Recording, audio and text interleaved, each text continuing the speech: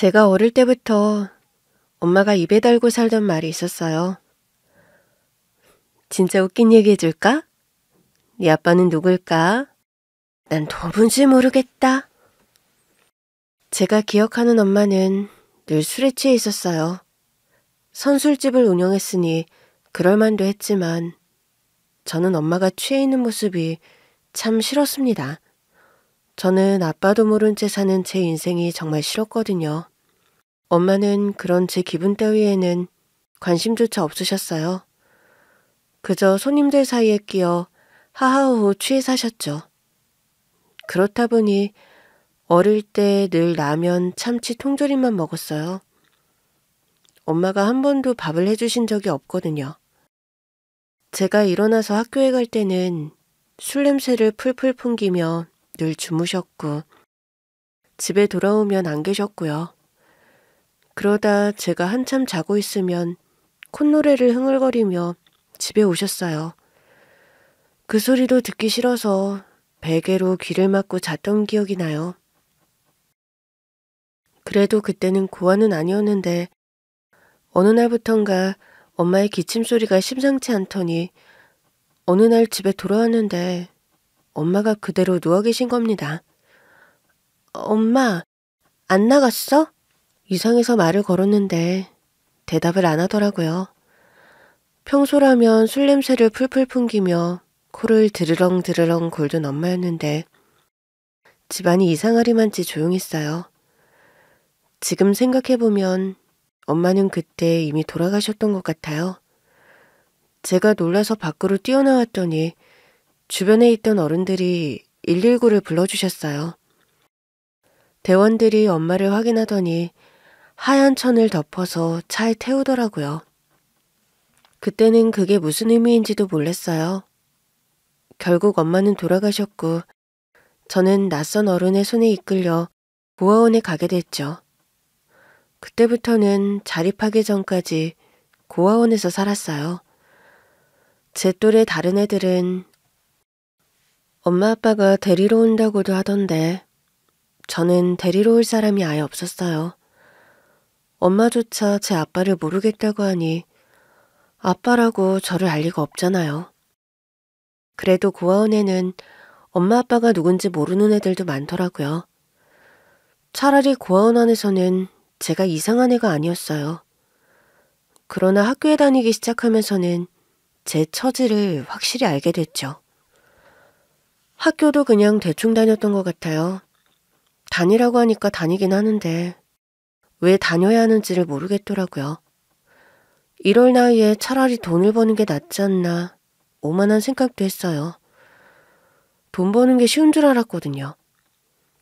그렇게 고아원에서 하라는 대로 하고 살다가 자립한 뒤로는 막노동을 시작했어요. 매일매일 눈앞에 돈이 보이니 힘든 줄도 모르고 일만 했죠.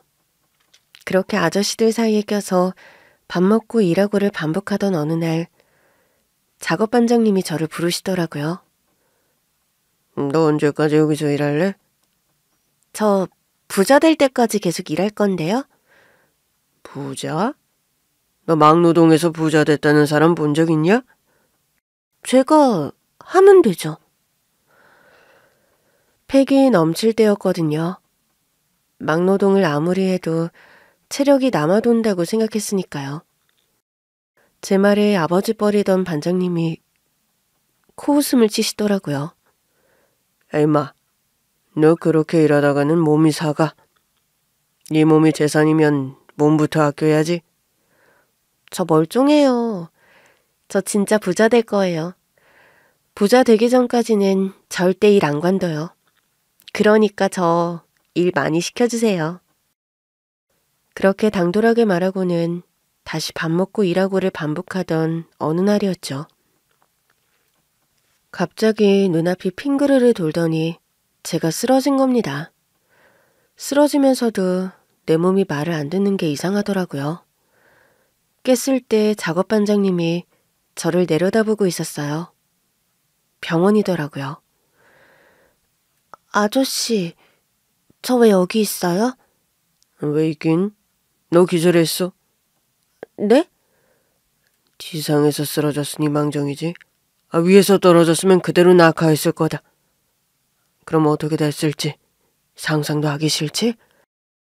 갑자기 왜? 왜긴 왜야? 너 주간 야간 안 쉬고 계속 일했잖아. 눈앞에 돈이 보이니까 진짜 부자라도 될 것 같았어? 돈 많으면 부자 맞잖아요. 여기서 너처럼 일하다가는 부자 되기도 전에 저 세상 갈걸. 아무리 젊어도 몸에는 한계라는 게 있는 거야. 수액 다 맞았다니까. 이제 일어나. 가게. 얼떨떨한 채 일어나서 나오는데 반장님이 이미 병원비를 계산했다고 하시더라고요. 제가 낼게요. 저 돈 있어요. 부자 되고 싶다며? 돈 아껴. 그래도 아저씨는 먹여 살릴 처자식이 있잖아요. 너는 결혼은 하고 싶냐? 결혼도 할 만한 팔자가 돼야 하죠. 그런 팔자가 뭐 따로 있는 줄 알아? 부자 되려면 연애 같은 거 할 시간도 돈도 없어요. 부자 돼서 뭐 할 건데? 순간 그 질문에 답을 못 하겠는 겁니다. 그게 돈 많으면 좋은 거니까요? 내가 네 나이로 돌아갈 수 있다면 난 지금처럼은 안 살았을 거야. 그럼요? 뭐든 할 수 있는 나이잖아. 나라면 공부할 것 같아. 공부요? 저 학교 다닐 때도 공부한 적 없어요. 그래서 어떠냐? 뭐가요? 공부 안 하고 막노동하며 사니까 정에 차느냐고. 돈 버니까 좋죠? 그러니까 그 돈 벌어서 뭐 할 거냐니까? 예?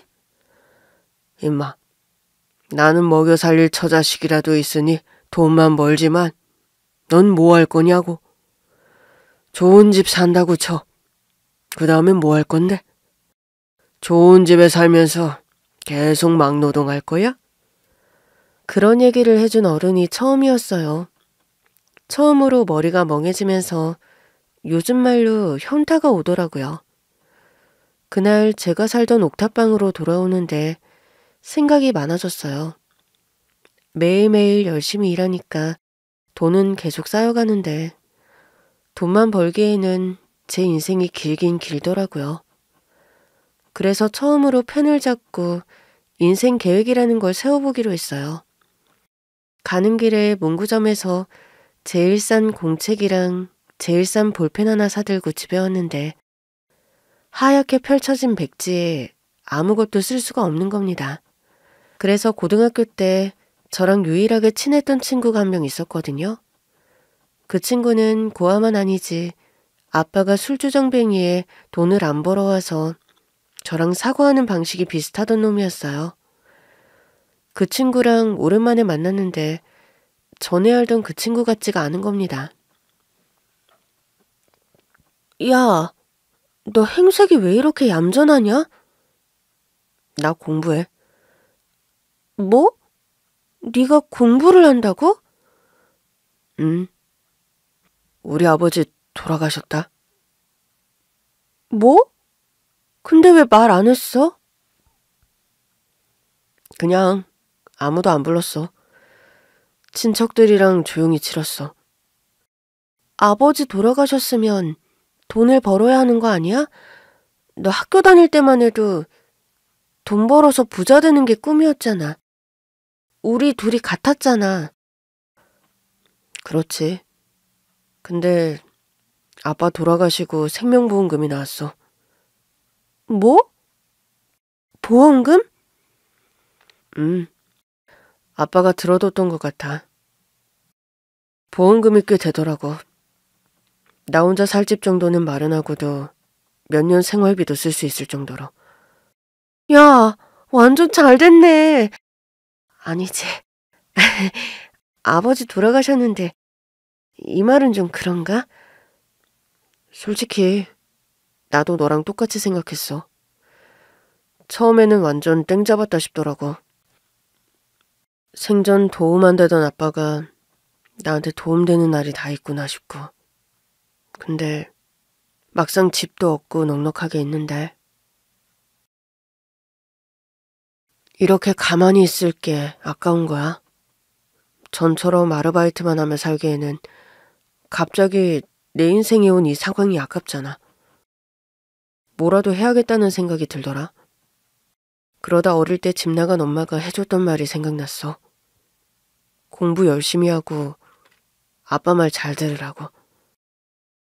아빠 말은 나름 잘 듣고 살았는데 공부를 안 했더라고. 그래서 그냥 시작했는데 의외로 재밌어. 아르바이트만 하고 살 때보다는 앞이 좀 보이는 기분이야. 공부를 하니까 앞이 보인다고? 공부하니까 하고 싶은 게 자꾸 생겨. 그래서 되지도 않은 머리로 열심히 해보고 있어. 나 학원도 다닌다? 진짜? 처음에는 제가 뭘 잘못 먹었나 싶었는데 솔직히 걔는 아버지가 남긴 보험금 때문에 여유가 생긴 거잖아요. 처음에는 내가 그 친구랑 같은 처지가 아니라는 생각에 고개를 저었어요. 그러면서 다시 막노동을 하는데 자꾸 생각이 많아지더라고요. 그래서 점심 먹고 슬쩍 작업반장님께 다가갔죠. 그때 감사했어요. 병원도 데려가 주시고 병원비도 내주셨는데 감사하다는 말을 제대로 안 한 것 같아서요. 알면 됐다. 근데요, 아저씨. 응? 아저씨 아들이 제 또래라고 하셨죠? 그랬지. 너보다 3살 어려. 아, 그럼 걔는 학생이에요? 학생이지. 걔는 커서 뭐 하고 싶대요? 우리 아들은 비행기 조종사가 되는 게 꿈이라던데. 꿈이요? 그래서 자기가 계획을 다 세워놨더라고. 그래서 나랑 우리 와이프는 우리 아들 계획하에 따라서 열심히 돈을 벌고 있지. 반장님 아들이 비행기 조종사 되면 반장님은 뭐가 좋은데요? 제 말에 반장님이 웃음을 터뜨리셨어요. 뭐가 좋긴 임마. 내 아들이 뭐가 되고 싶다는데. 부모라면 그냥 해주는 거지. 아, 그런 게 부모구나. 한 번도 그런 부모를 가져본 적이 없어서 생소하게 느껴지더라고요. 반장님이 그런 제 어깨를 툭툭 두드리시며 말씀하셨어요. 너한테 그런 부모가 없는 건 안타까운 일이지만 부모가 없다고 해서 공부하지 말란 법은 없다. 돈 벌어야 하는데 그래야 저도 먹고 살죠. 방법은 찾으면 찾을 수 있는 거야. 중요한 건 네 마음이지. 네 결심. 도통 무슨 소린지 모르겠더라고요. 그렇게 또 한동안은 에라 모르겠다는 심정으로 일만 하다가 결국 뭐라도 해야겠다는 생각이 들었어요. 말할 사람이라곤 작업반장님밖에 없다 보니 또 슬쩍 다가가서 말했죠. 사실 어릴 때요. 엄마랑 같이 살 때 판사가 꿈이었어요. 정말? 너 공부를 좋아했어? 어릴 때는 책도 많이 읽고 법전 보는 것도 좋아했거든요. 그래? 그럼 하면 되지. 가능할까요? 일단 대학부터 들어가. 너 이제 겨우 20살이야. 얼마든지 할 수 있어. 처음에는 괜한 일을 벌이는 게 아닌가, 그냥 내가 생각한 대로 돈이나 모으는 게 낫지 않나 계속 고민했어요. 그런데 막상 공부를 해보니 거짓말처럼 내용이 머릿속에 쏙쏙 들어오더라고요. 한 번 보면 머리에 자동 저장이라도 되는 것처럼 그랬어요. 그렇게 독학으로 수능을 준비했는데 결국 법대에 붙었어요. 이 소식을 알렸더니 반장 아저씨가 더 좋아하시더라고요. 그러면서 제안하셨어요. 야, 너 우리 아들 과외 좀 해줘라. 에? 일도 해야 하는데. 임마, 너 이제 법대생이야. 법대생답게 살아야지. 그때부터는 사는 방식이 달라지기 시작했어요.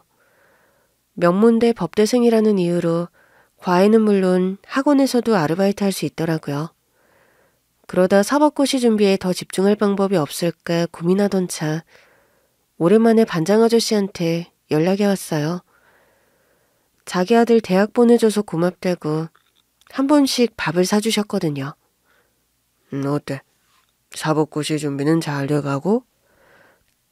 벌써 졸업도 했는데 사법고시에 집중을 못하겠어요. 일이랑 병행하니까 더 그런 것 같아서 당분간 고시에 집중하고 싶은데 일을 관둘 수가 없어서 고민이에요. 사람 안 만나고 조용히 일하면서 고시 준비할 방법이 없나 찾고 있어요. 너 그럼 경비로 일해볼래? 경비요? 건설 현장에서 경비로 일하면서 공부해. 사법고시 붙을 때까지만 하면 되지.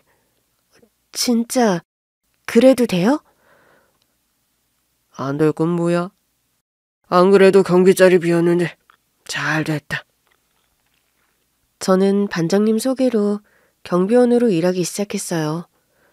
반장님 말씀대로 경비 일을 하니 공부에 집중하기 좋더라고요. 거기 앉아서 막노동하는 사람들을 보고 있으면 예전에 제가 생각나서 기분도 묘했고요. 엄마가 돌아가신 뒤로는 그냥 나는 고아로 태어났다 생각하고 살았는데 사법고시의 꿈을 다시 떠올리게 되다니 지금 생각해도 희한하다 싶었어요. 저를 아들처럼 생각해 주신 작업반장님이 안 계셨다면 애초에 가능하지 않았을 것 같고요. 고아원에 들어간 후로는 늘 우울하게 살았으니까요. 그러던 어느 날이었어요. 사법고시의 뜻을 두고 주경야독할 생각으로 건설 현장 경비원으로 일한 지 몇 달 지났을 무렵이었죠. 건설사 회장님이 오셨다고 하더라고요. 현장 시찰을 위해 오셨다길래 그렇구나 하고 저는 제 할 일에 몰두하고 있었어요. 그런데 누군가 경비실 창문을 똑똑 두드리더라고요. 네. 습관적으로 대답하고 고개를 들었는데 웬 할아버님이 저를 빤히 보고 계셨어요. 뭐지 싶었지만 일단 창문을 열었죠. 할아버지, 도움 필요하세요? 그러자 옆에 있던 비서가 저를 혼내더라고요. 할아버지라니 건설사 회장님이셔. 놀라서 자리에서 벌떡 일어났어요.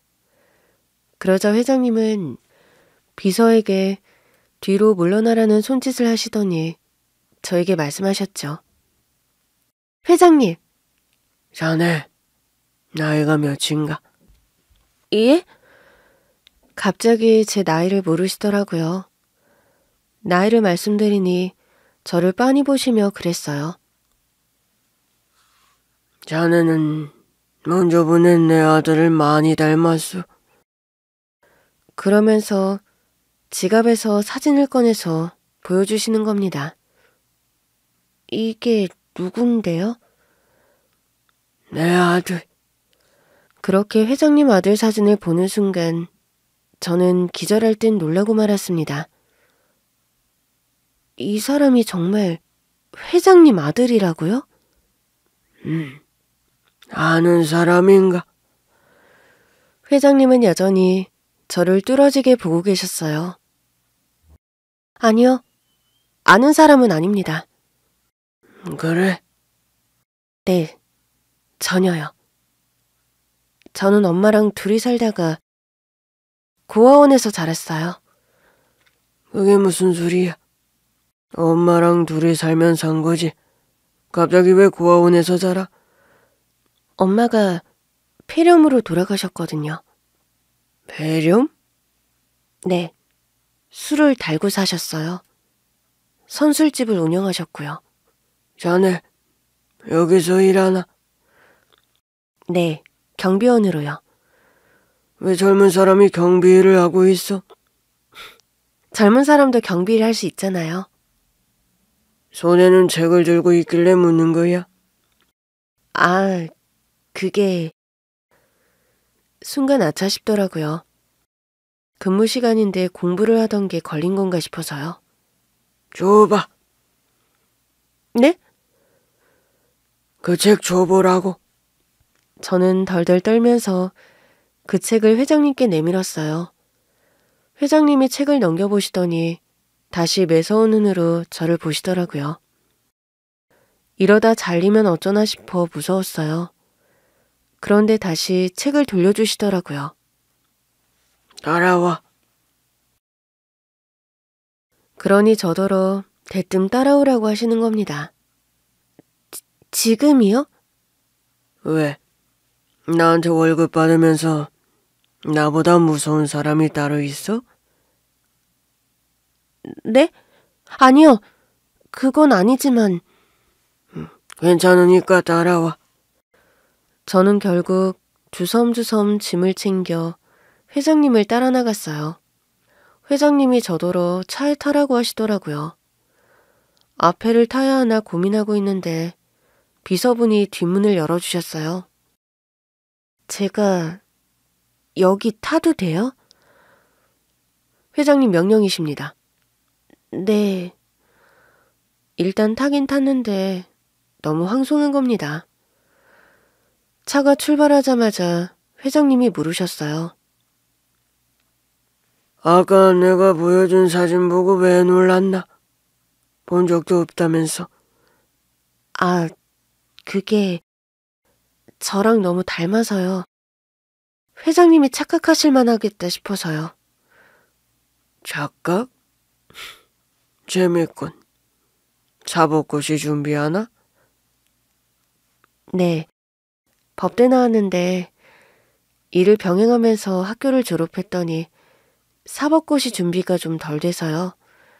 경비로서 일은 다 하고 있습니다. 남는 시간에는 공부해도 된다고 하셔서. 누가? 네? 아니요, 그게 그러니까. 누가 그랬냐고? 불이익 주려고 물어보는 거 아니야? 제가 그 말을 어떻게 믿어요?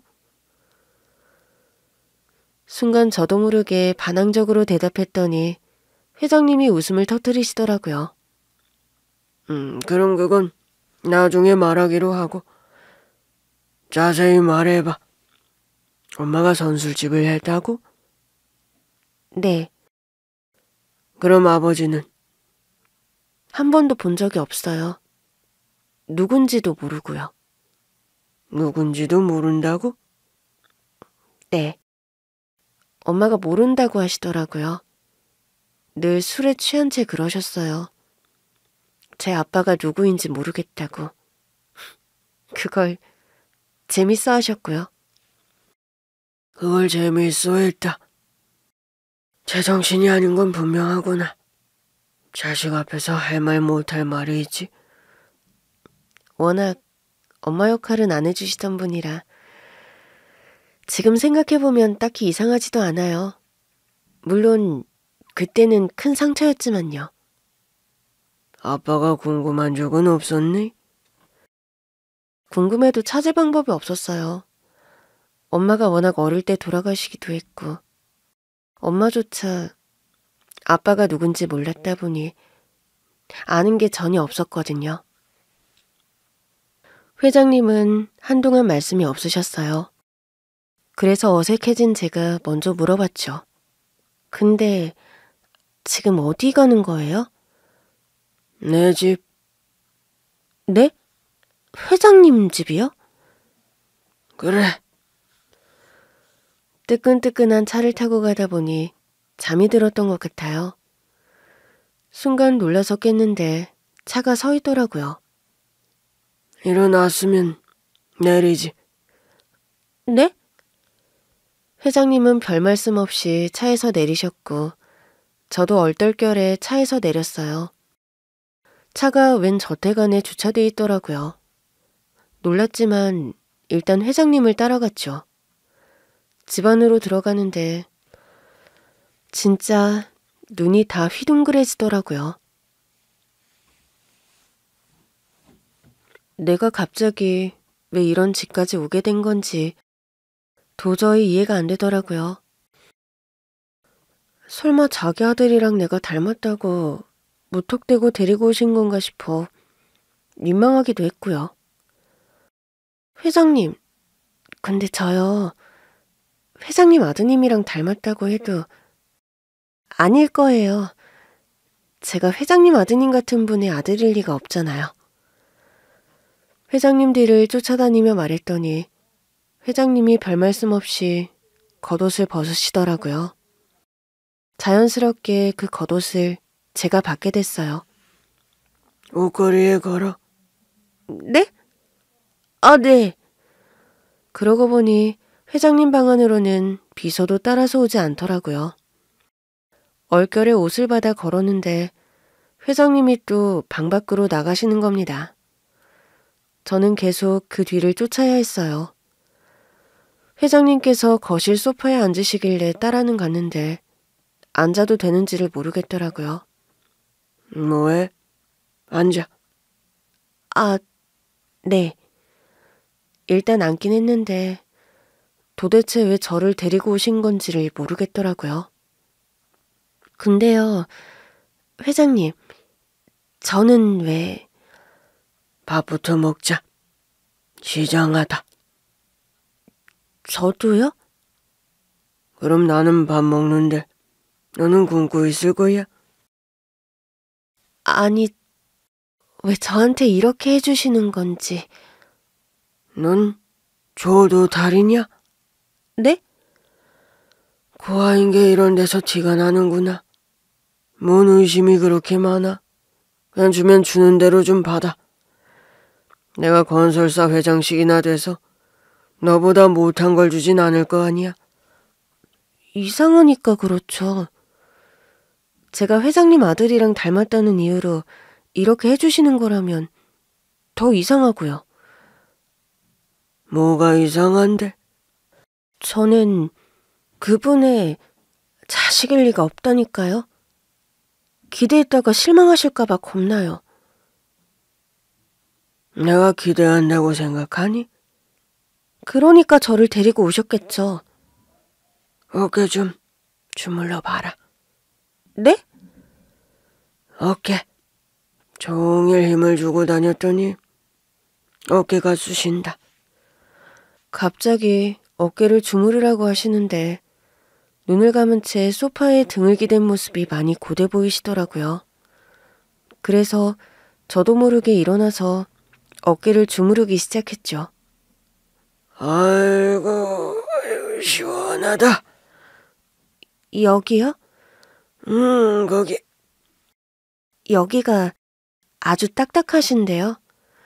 그렇겠지.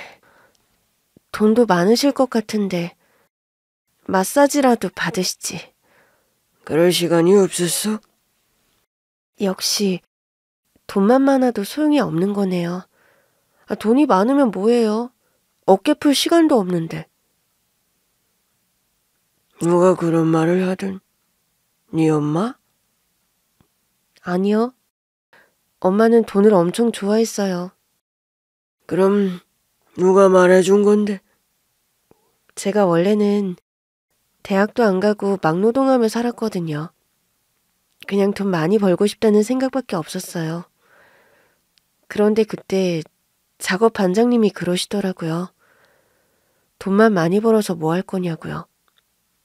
돈 많이 번 그 다음에는 뭐 할 거냐고 물으시는데 그때부터 정신이 좀 들었어요. 계속 생각하다가 어릴 때 판사가 되고 싶었던 꿈이 떠오르더라고요. 완전히 잊고 있었는데. 그 반장이 아주 좋은 사람이네. 맞아요. 경비 일하면서 공부하라고 해주신 분도 반장님. 순간 아차 싶더라고요. 놀라서 말을 멈췄는데 회장님이 대수롭지 않게 말을 이어가셨어요.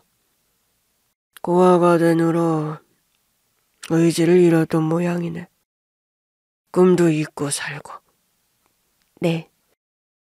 술주정뱅이 엄마가 진짜 싫었는데 그 엄마마저 없으니까 저는 그냥 고하더라고요. 그때부터는 아무것도 하고 싶지 않았어요. 그래도 잘 이겨냈네. 그럼 넌 술을 안 마시니? 원래는 입에도 안 댈 생각이었는데 대학 가서는 좀 마셨어요. 안 마시면 어울리기가 쉽지 않더라고요. 그래, 뭐든 적당히 하면 되는 거야. 내 아들은 그게 안 돼서 달이었지. 회장님, 아들이요? 응, 내가 열심히 일해서 부잣집 아들로 태어나게 해줬더니 열심히 하는 게 하나도 없었어. 공부도 안 하고 그저 놀기만 하고 10대 때부터 하지 말라는 건 다 하고 다니길래 결국 20살에 미국을 보냈지. 그렇게 한국에서 나쁜 버릇 나누던 친구들이랑도 좀 떨어지길 바랐는데 나 몰래 한국에 돌아왔다고 하더라고.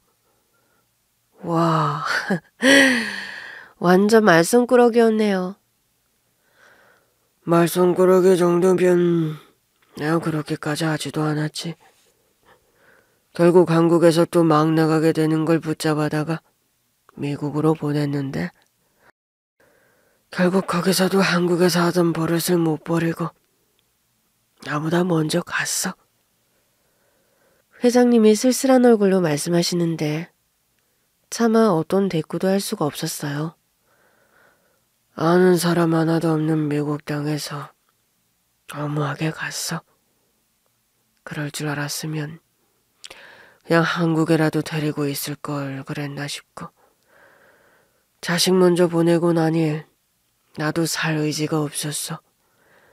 회사는 운영해야 하니까 꾸역꾸역 살긴 하는데 어깨 한번 푸는 것도 용납을 못했지. 왜요? 자식 먼저 보내놓고 무슨 나적으로 어깨를 풀고 나 좋은 거 다 하면서 살겠니? 회장님이 잘못하신 것도 아니잖아요. 다 내 잘못 같았어. 그냥 내가 어떻게든 돈을 내서 고쳐놨어야 했는데. 나도 일하느라 정신없고 바쁘니까 귀찮았던 거지. 아내가 알아서 하려니 하다가 시기를 놓쳤어. 사모님은 먼저 갔어. 아들 보내고 얼마 안 돼서 시름시름 앓다가. 너무 비극적이네요. 이런데도 네가 내 아들 자식이 아닐까? 네? 그래도 네, 아닐 것 같아요. 설마 자녀분이 우리 엄마 선술집까지 왔을까요? 돈도 많았을 텐데. 나 몰래 미국에서 한국에 들어왔을 때는 돈도 별로 없었어. 미국에서 하도 사고를 치고 다녀서 내가 최소한의 용돈만 주고 지원을 다 끊었거든. 회장님이 그 자리에서 본인 머리카락을 뽑아서 주시더라고요. 너도 궁금하면 해봐. 이거 받고 네 머리카락이라도 주렴. 설마 진짜 제가 손녀라고 생각하세요? 우리 아들이랑 정말 똑같이 생겼어. 아까 네가 경비실에 있는 거 보고 내 아들이 살아 돌아온 줄 착각했을 정도로. 회장님, 아닐 거예요. 아니어도 상관없으니 줘봐. 너도 못 믿겠으면 내 머리카락 가지고 해보고. 결국 회장님은 제 머리카락부터 손톱까지 받아가셨고 그날 저녁 저는 회장님과 오붓하게 식사를 했어요. 그런데 참 이상한 게 분명 처음 뵙는 분이고 저에게는 참 어려운 분이었는데 둘이 있는데도 어색하지 않더라고요. 회장님도 저랑 같이 있는 게 편하신 눈치였고요. 이튿날 회장님께 전화가 왔어요. 노래제 보러 와. 네? 지금이요? 내가 다 말해놨으니까 바로 와. 네. 설마 진짜 내가 회장님의 친자인가 싶었어요. 그럴 리가 없다고 생각하면서도 자꾸 기대되더라고요. 그래서 가는 길에 계속 되뇌었죠. 아니야, 아닐 거야. 헛된 기대하지 마. 그런 게 아닐 거라고 계속 저 자신을 타일렀어요. 그런데 집 앞에 도착하자 전에 본 비서분이 저에게 깍듯하게 허리를 숙이시더라고요. 회장님께서 기다리고 계십니다. 아, 네. 한 번 와봤다고 집이 벌써 눈에 익더라고요. 집 안으로 들어갔을 때 회장님은 자리에 앉지도 못하신 채 서성이고 계셨어요. 회장님. 응? 왔구나. 회장님이 저벅저벅 걸어오시더니 저를 끌어안으시더라고요. 설마 싶었죠. 몰래? 회장님이 친자검사 결과지를 보여주시더라고요. 결과는 일치였어요.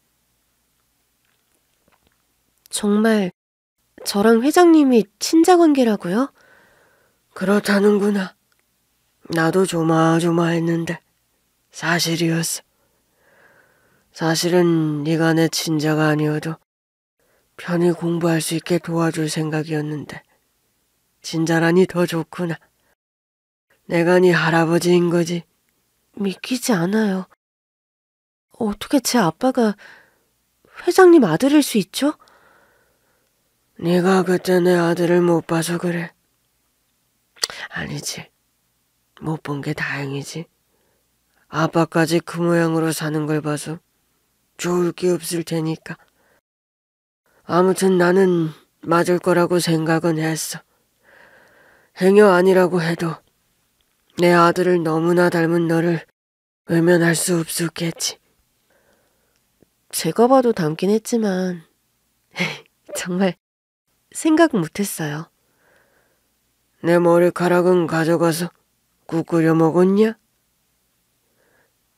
그냥 주시니까 받은 거지. 솔직히 제가 검색해볼 생각은 없었어요.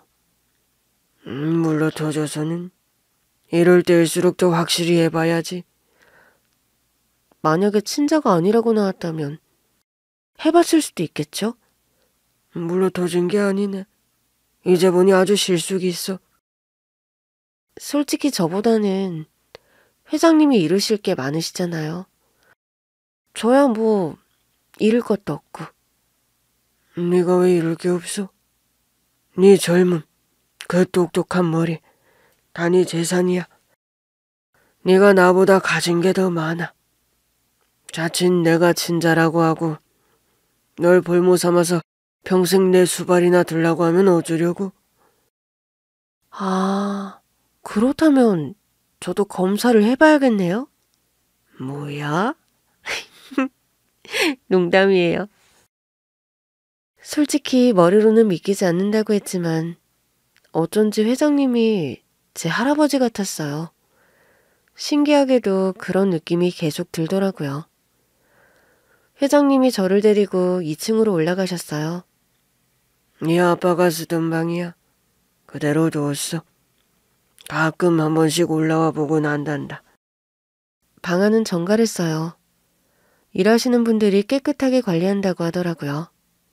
너는 기억에도 없으니 추억도 없겠지만 나한테는 세상에 하나뿐인 아들이라. 그렇게 속을 썩였는데도 애틋하세요? 넌 자식이라 그런지 애틋하구나. 특히 널 발견하고선 더 그래. 자기 자식이 세상에 있는 줄도 모르고 갔을 텐데 차라리 자식이 있는 걸 알았으면 정신이라도 차렸을까 싶고. 저희 엄마조차 제 아빠가 누구인지 몰랐으니까요. 내 아들도 그만큼 책임감이 없었다는 뜻이니 내가 너한테 참 미안하다. 어른들이 너에게 씻을 수 없는 상처를 줬어. 할아버지는 저를 알아봐 주셨잖아요. 그냥 자연스럽게 할아버지라고 불렀는데 할아버지가 놀란 얼굴로 저를 보셨어요. 방금 뭐라고 했어? 할아버지라고요. 너무 빠른가요? 아니야. 듣기 좋다. 처음 들어본 말이라서 놀라서 그래. 그럼 다른 자식은 없으신 거예요? 네 할머니가 네 아빠를 낳고 임신 중독증이 생겼어. 그래서 아빠 하나 낳고 그 후로는 출산을 안 했지. 근데 그 한 놈이 그렇게 속을 썩일 줄 알았나? 네 할머니가 늘 후회했단다. 그냥 하나만 더 낳을 걸 그랬다고. 특히 나한테 미안해했어. 후계로 삼을 만한 제대로 된 자식을 못 낳아줬다고. 그게 할머니 잘못도 아닌데요, 뭘. 결국 아빠 잘못이죠. 나도 그렇게 말했어. 자네는 할 만큼 했다고. 네 할머니가 정말 고생 많이 했거든. 방황하는 네 아빠 붙잡아다가 집에 들여다 놓고 미국에서도 사고 쳤다고 해서 툭 하면 비행기를 탔어. 그렇게 해서라도 어떻게든 아들을 자리 잡게 하려고 애를 썼는데 마지막으로 미국행 비행기를 탄 다음날 네 아빠가 잘못된 걸 안 거야. 네 아빠를 운구해서 왔는데 그 사이에 사람이 팍 늙었더라고. 그래서 처음으로 네 할머니한테 사과했어. 내가 잘못했다. 내가 당신한테만 다 맡겨놓는 바람에 당신 속만 썩인 것 같다. 그런데도 몇 달 안 가서 결국 아들을 따라가더라고. 나는 어떡하라고. 참 매정하다 싶었지. 할머니도 뵀으면 좋았을 텐데. 그럼 네 할머니가 널 봤으면 하늘을 날 듯 좋아했을 거야. 네가 있는 줄만 알았어도 할머니까지 그렇게 허무하게 가진 않았을 텐데. 죄송해요. 제가 아빠를 찾을 생각조차 해본 적이 없었어요. 네가 어떻게 찾았겠어? 네 아버지가 유전자 등록을 해둔 것도 아니고 네가 경비로 일하고 있지 않았다면 나조차도 찾을 수 없었을 텐데. 참, 너를 도와준 그 사람이 누구라고 했지? 작업반장? 네, 현장 작업반장님이요. 그 사람 한번 봐야겠다. 조만간 자리 한번 만들어. 할아버지, 혹시 이유가 뭔지 여쭤봐도 돼요? 왜긴 왜야. 내 손주를 만나게 해준 사실상의 은인이잖아. 며칠 뒤 저는 작업반장님을 모시고 최고급 한정식 집에 갔어요. 가게 앞에서 반장님이 당황하시더라고요. 야, 넌 밥을 산다더니 뭐 이렇게 비싼 데서 사겠다는 거야? 누가 보면 사복 곳이 벌써 붙은 줄 알겠다. 늘 아저씨가 사주셨잖아요. 이번에는 제가 사드리고 싶어서 그래요. 그럼 짜장면이나 사. 고시생이 무슨 돈이 있다고? 나한테 이런 거 사줄 돈이 있으면 너 고기나 사 먹어. 아저씨, 일단 들어가자고요. 문 앞에서 버티는 반장님으로 인해 진을 다 뺐어요. 겨우 모시고 방으로 갔을 때 할아버지가 이미 와 계시더라고요. 할아버지를 본 아저씨는 넙죽 엎드려 인사부터 하셨어요. 아이고, 회장님. 반장 아저씨는 할아버지를 바로 알아보더라고요. 자네구만.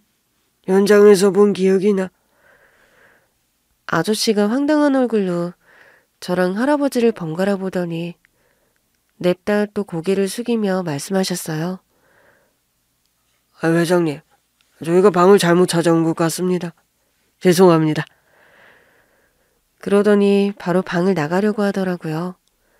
할아버지가 다급히 반장 아저씨를 불렀어요. 이봐, 여기 맞아. 예? 그럴 리가요. 전 이 친구가 밥을 사준다고 해서 온 건데요. 그 친구한테 내가 시켰어. 자네 좀 데리고 오라고.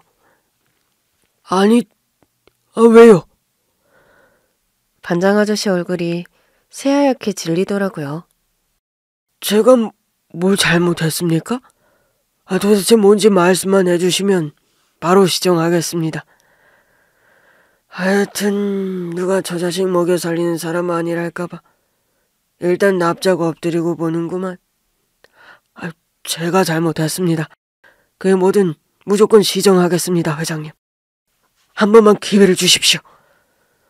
그러더니 아저씨가 저를 보면서도 빨리 와서 엎드리라고 하더라고요. 아이마, 얼른 와. 회장님께 잘못했다고 해야지. 예? 저도요? 그래. 회장님이 너랑 나를 부르셨으면 이유는 하나잖아. 내가 너 경비일에 꽂아 넣은 거. 그게 문제가 된 거겠지?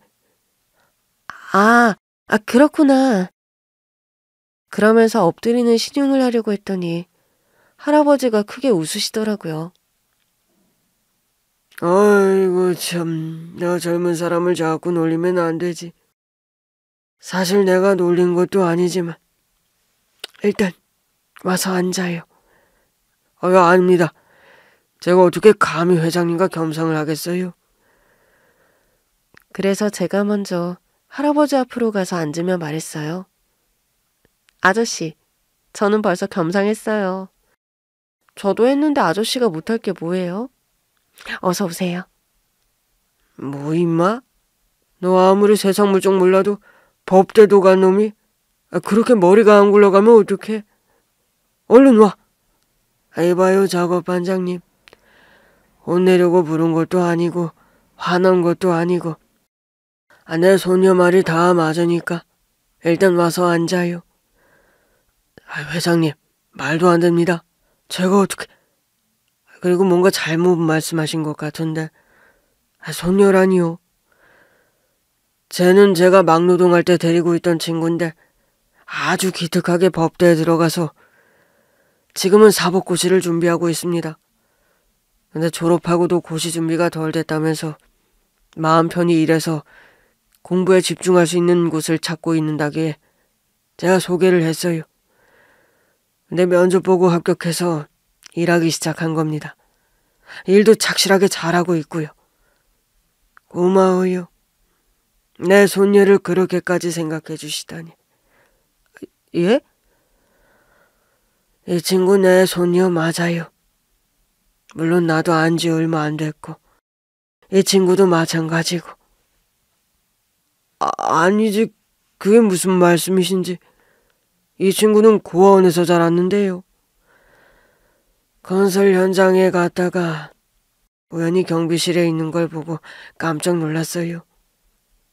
내 아들이랑 너무 똑같이 생겨서. 그래서 친자 검사까지 해봤는데 일치라고 나오더군요. 네? 야, 너 정말이야?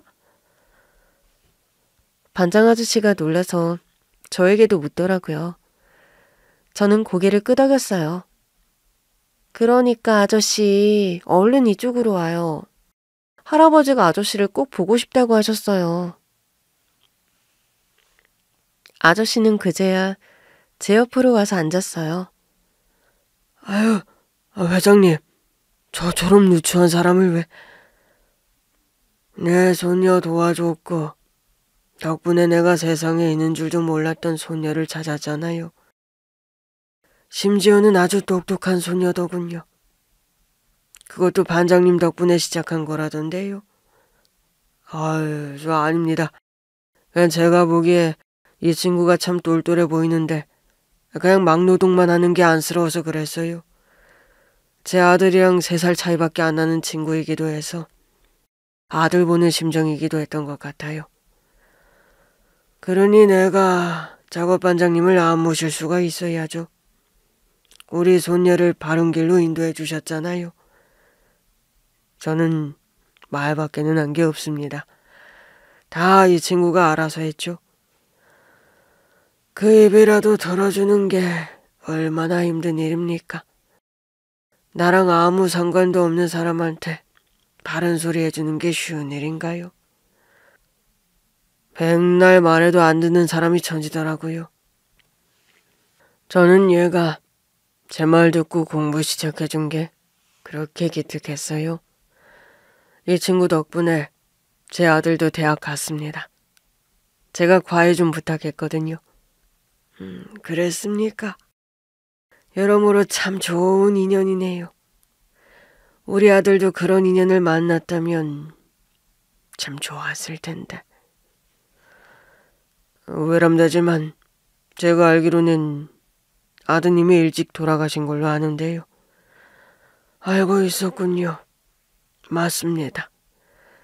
그 아들이 이렇게 자랑스러운 손녀를 남긴 줄도 모르고 있었네요. 내가 평생 부족한 아비라서요. 그러셨군요. 어떻게 또 이런 인연이. 정말 신기하네요. 반장님 아니었으면 내 손자가 있는 줄도 모르고 살 뻔했어요. 저도 뭐 알고 한 것도 아닌데요. 반장님 이제 나이도 있는데 계속 현장에서 작업 반장하기 힘들지 않아요?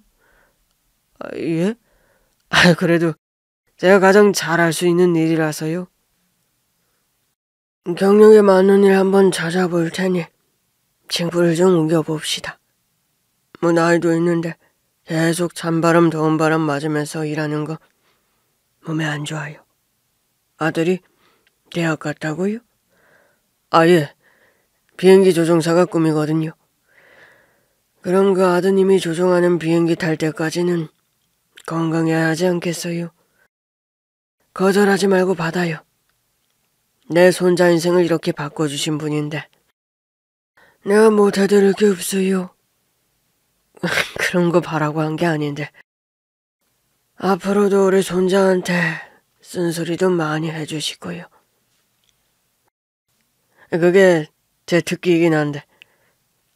아유, 아주 잘 됐네요. 그날 함께 저녁을 먹는 내내 웃음이 떠나지 않았어요. 식사를 마치고 나오는데 반장 아저씨가 제 손을 꾹 잡더라고요. 아유, 인생 진짜 오래 살고 볼 일이다. 이거 어떻게 회장님 손자일 수가 있어? 그러니까요. 저도 신기해요. 너 이제 걱정 없겠다. 아니지. 오히려 가진 게 많으면 걱정이 많은가? 제가 뭐 가진 게 있다고요. 앞으로도 종종 밥 사주세요. 밥은 이제 네가 사야겠는데? 에이, 저 그래봤자 고시생인데요. 농담이야? 당연히 내가 사줘야지. 어쨌든 할아버지 말씀 잘 듣고 잘 모셔. 내가 듣기로는 저댁 아들이 회장님 속을 어지간히 썩였다던데. 평생 외로우셨을 거야. 그런 소문도 있었어요? 소문 바다했어. 경영 수업 받으라고 한국에서도 돈 주고 대학도 보내보고 한국에서 말을 하도 안 들으니까 미국으로 유학도 보냈다던데. 결국 먼저 갔다고. 회장님 속이 속이겠어?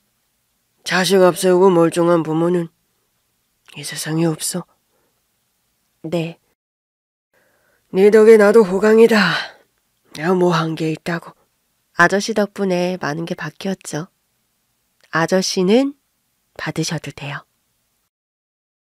고맙다. 이렇게 잘 커준 것도 고마운데 나까지 호강시켜주네. 그렇게 훈훈하게 인사를 나눈 지 얼마 되지 않아 반장 아저씨한테 다급하게 연락이 왔어요. 이게 다 무슨 일이냐? 아저씨, 무슨 일이에요? 왜요? 아니지, 회장님이. 예? 저희 할아버지요? 도대체 무슨 일이에요? 아니, 이제 나는 직무만 옮겨주시는 줄 알았는데 사택도 주셨어. 정말요? 아야, 이거 어떡하냐? 뭘 어떡해요. 받으시면 되죠. 너무 최고급 아파트라. 뭐예요? 깜짝 놀랐잖아요. 그냥 편하게 받으세요. 제가 보니까 우리 할아버지가 통이 커요. 너한테야 그렇게 해주실 수 있지만 나한텐 좀 과한 것 같아서 그렇지. 그래서 할아버지께 여쭤봤더니 별것도 아닌 걸로 뭘 그렇게 수선을 떠냐고 하시더라고요. 말 그대로 사택이잖아. 회사에서 일하는 동안 쓰는 거야. 그럼 퇴직할 때는 그냥 나가는 거예요? 은퇴 선물로 줄까 하는데 네 생각은 어떠냐? 저야 좋죠. 진짜 고원에서 나와서 기댈 데 하나 없이 살 때 유일하게 제가 의지한 분이 반장 아저씨예요. 그럼 줘야지. 조만간 명의 이전해준다고 해. 감사합니다, 할아버지. 저는 이미 할아버지 댁으로 들어가서 살고 있어요. 할아버지께서 1층에 제 방을 만들어 주셨거든요. 말씀을 다 하신 것 같아 나가려는데 할아버지께서 저를 다시 부르시더라고요. 계속 고시 공부하고 있어? 네. 공부에만 집중하니까 확실히 좋아요. 곧 붙지 않을까 싶어요. 할아버지는 잠깐 고개를 끄덕이시더니 조심스럽게 제안하셨어요. 너 경영에는 관심 없니? 네? 사법시험도 좋지만 나는 네가 내 밑에서 회사 일을 좀 배우면 어떨까 싶어. 사실 나도 나이가 많잖아. 믿고 맡길 수 있는 사람이 없어서 은퇴를 못하고 있거든. 할아버지, 설마... 왜? 경영은 별로야? 그런 거 아닌데 제가 할 수 있을까요? 내 소원이 뭔 줄 아니? 뭔데요? 은퇴하고 한적한 데 가서 낚시나 하며 사는 거. 다 글러먹었다고 생각했는데 널 잡고 나니 다시 꿈을 꿀 수 있을 것 같았어. 제 회사 물려받기를 바라세요? 그것도 실력이 있어야 받는 거긴 해. 그러니 너도 고민을 충분히 해봐. 사법시험을 포기할 정도로 가치가 있는 건지도 잘 따져보고. 하지만 제가 안 물려받으면 할아버지 꿈은 어떻게 되는 건데요? 정 안 되면 전문 경영인 찾지 뭐. 그럼 지금도 하실 수 있잖아요. 이제 네가 했으니까 너랑 낚시도 할 수 있을 것 같고 그래서 꿈을 꾸게 됐는데 네가 다 배울 때까지는 좀 더 내 자리에서 버텨볼까 싶네. 그래도 창립자인 내가 버텨주는 게 네가 자리 잡는 데 도움이 될 테니까. 갑작스러운 제안에 고민이 깊어졌어요. 사법시험은 어릴 때 저의 꿈이었고 회사 경영은 할아버지의 꿈인 거잖아요. 이왕 시작한 공부의 결실을 보고 싶다는 마음이 반, 할아버지의 딱 하나 남은 소원을 들어드리고 싶은 마음도 반이었어요. 그래서 오랜만에 엄마가 있는 납골당에 갔죠. 액자 속의 엄마 얼굴도 참 오랜만에 보는 거더라고요. 엄마, 나왔어. 나 아빠가 누군지 알게 됐어. 엄마는 절대 모른다고 하던 내 아빠 말이야. 엄마도 궁금하지? 아닌가? 엄마는 별로 관심이 없으려나? 어른이 되고 나니까 내 엄마가 조금은 이해가 돼. 엄마도 선술집 하면서 철없이 살고 있었을 텐데 갑자기 나를 낳는 바람에 얼마나 당황스러웠을까 싶어. 그래서 나한테도 그렇게 정을 안 준 건가 싶기도 하고. 그래서 그때는 엄마가 나를 낳아준 게 하나도 안 고마웠거든. 근데 요즘은 고마워. 엄마 덕분에 태어났고 결국 내 한계를 뛰어넘어도 봤고 이제는 할아버지까지 만났으니까 비로소 내 뿌리를 알게 된 기분이야. 중요한 결정을 앞두고 있는데 엄마한테 고맙다는 인사를 먼저 하고 싶었어. 낳아줘서 고마워. 비록 아빠는 모른다고 했지만 이제 나는 아빠가 누군지 아니까. 모든 퍼즐이 맞춰진 것 같아. 혹시라도 내 걱정하고 있다면 안 해도 된다고. 혹시 거기서라도 철이 좀 들었다면 나 잘 되기를 바라줄 거지? 나도 최선의 선택을 해볼게. 너무 오랜만에 와서 미안해. 앞으로는 한 번씩 올게. 처음으로 엄마에게 낳아줘서 고맙다는 말을 한 뒤 저는 할아버지가 계신 회사로 갔어요. 할아버지 손녀라고 했더니 회장실로 직행하는 엘리베이터를 태워주더라고요. 회장실에 도착했을 때 할아버지는 잠깐 낮잠이 드신 듯 했어요. 눈을 감고 있는 모습이 많이 고돼 보이시더라고요. 저도 모르게 한숨을 쉬었나 봐요. 웬 한숨이야? 할아버지, 일어나셨어요? 좀 전에. 왜? 내가 너한테 준 선택지가 너무 골치 아프냐? 솔직히 그래요. 사법고시만 생각하면서 달려왔는데 갑자기 경영이라니. 말이 안 된다고 생각했어요. 거절해도 괜찮아. 내 욕심이라는 것도 알아. 정말 제가 거절해도 섭섭하지 않으시겠어요? 조금 섭섭은 하겠지만 별 수 없잖아. 대신 너랑 같이 낚시 다니면 되지. 이제는 제가 안 맡아도 전문 경영이 쓰는 걸로 결정하신 거예요? 더 늙기 전에 너랑 추억을 좀 만들어야 하지 않나 싶다. 사실 그때까지만 해도 저는 사법고시를 계속 준비하겠다는 입장이었거든요. 그런데 지친 할아버지를 보는데 불현듯 결정이 바뀌어 버렸죠. 경영 배워볼게요. 뭐? 대학원 가서 공부도 더 하고 회사에서도 차근차근 할아버지가 시키시는 대로 일 배워볼게요. 어쩐지 사법고시 합격하는 것보단 더 어려울 것 같지만 어쩌겠어요. 제가 할아버지의 손자인걸.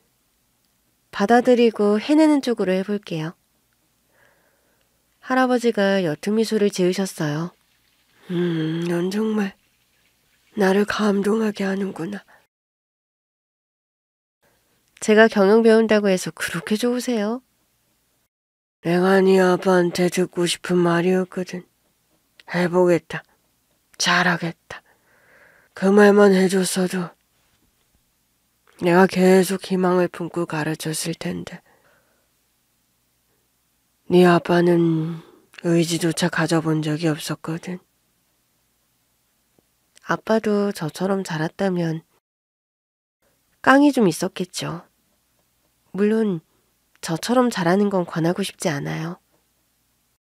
아유, 너 참 대단해. 나라면 그런 선택 못했을 거야. 그런데 왜 제안하셨어요? 네 배포를 좀 보고 싶어서. 내 손자는 어디까지 날아오를 수 있는 인물인지 궁금해졌거든. 그래, 한번 해보자. 나도 갑자기 기운이 나려고 하네. 우리 소녀가 내 자리에 오르는 것까지는 봐야겠어. 저는 거기까지는 아직 생각도 못 하겠는데요. 회사 생활을 해본 적이 없어서요. 두고 봐라. 넌 정말 잘할 거야. 내 손녀잖아. 우리 집에는 영리한 장사꾼의 DNA가 있거든. 네 아빠한테는 말 없지만 어째 너한테는 있는 것 같구나. 그래서 지금 저는 할아버지 회사에서 경영일을 배우고 있어요. 예상대로 사법고시보다 더 힘드네요. 그러나 또 저를 보면서 뿌듯해하시는 할아버지를 볼 때면 더 잘해야겠다는 생각이 더 커요.